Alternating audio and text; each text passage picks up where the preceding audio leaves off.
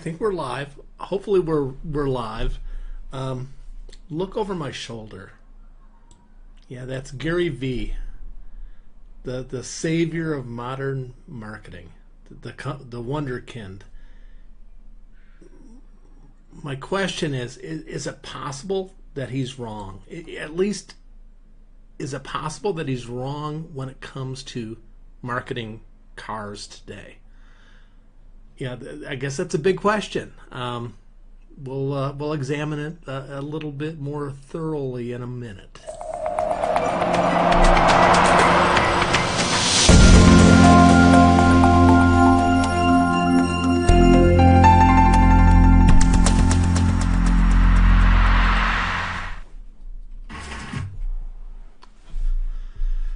So, GaryVee, he spent a lot of time recently talking about the importance of exposure, and it really,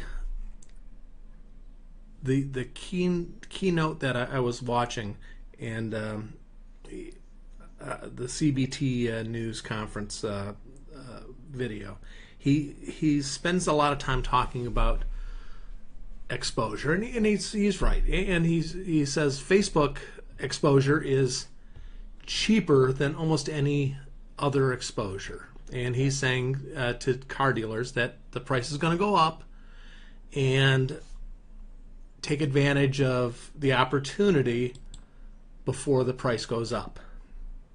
Now, one thing that I don't think he explained, and I could be wrong, but if I'm not mistaken, he is an investor in Facebook.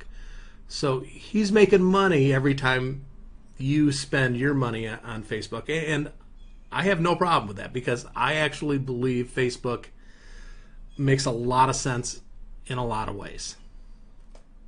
So I'm down with that. However, I think perhaps what he's missing about the modern car shopping, car buying experience, and I find this difficult to understand, that he doesn't understand this.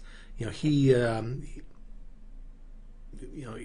is supposed to be the savior.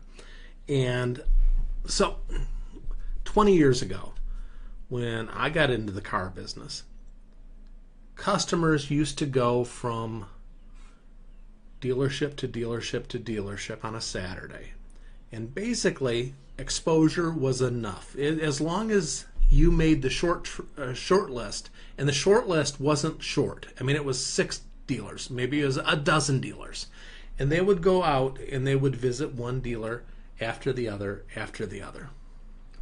That was car shopping 20 years ago.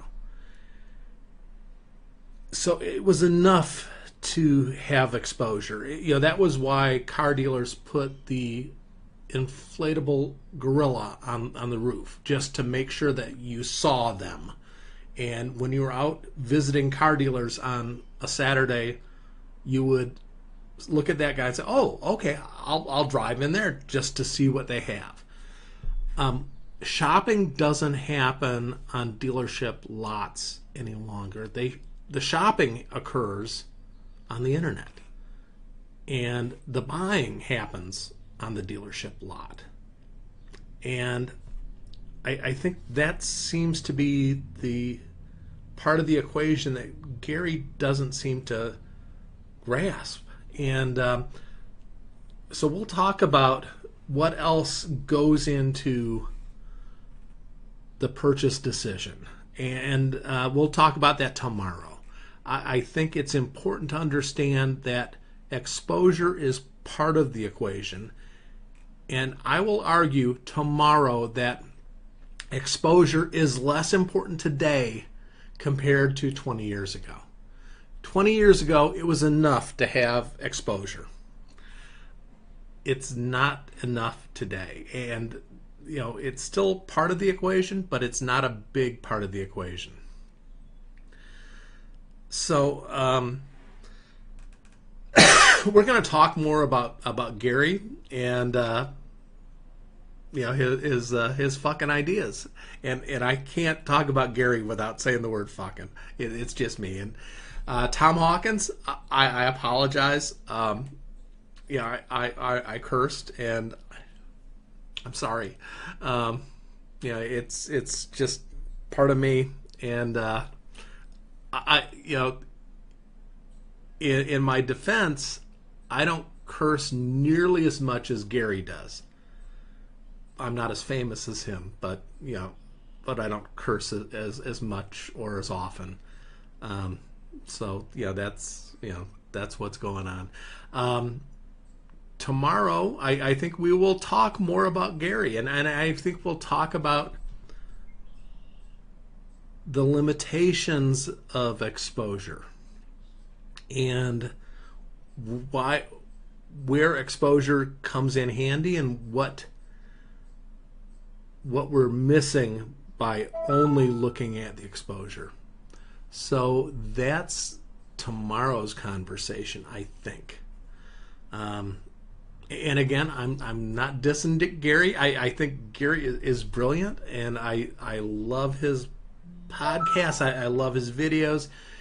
He has a lot on the ball, and I just think it doesn't always apply to the automotive shopping, buying, selling experience. And it's because shopping for a car, buying a car, it's one of the things that marketing professors call it's a highly considered purchase, meaning consumers spend a lot of time going over the options. They're spending a lot of money, so there's a lot of risk. It is the sort of purchase that you don't make.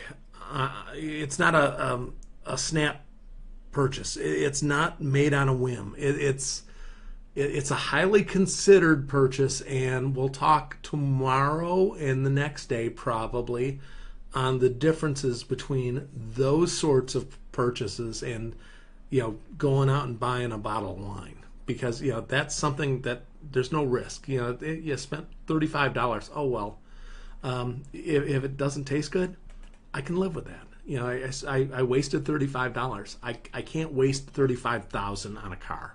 I want to make sure that I'm buying the right car, and that's a vast difference between inconsequential purchases and major purchases. And buying a car is certainly one of the most major purchases a consumer ever makes. So that is the difference between purchases, and we'll talk more about that tomorrow. Thank you for joining me. This is day 6 of my video a day personal challenge, and tomorrow will be day 7. We're gonna go continue.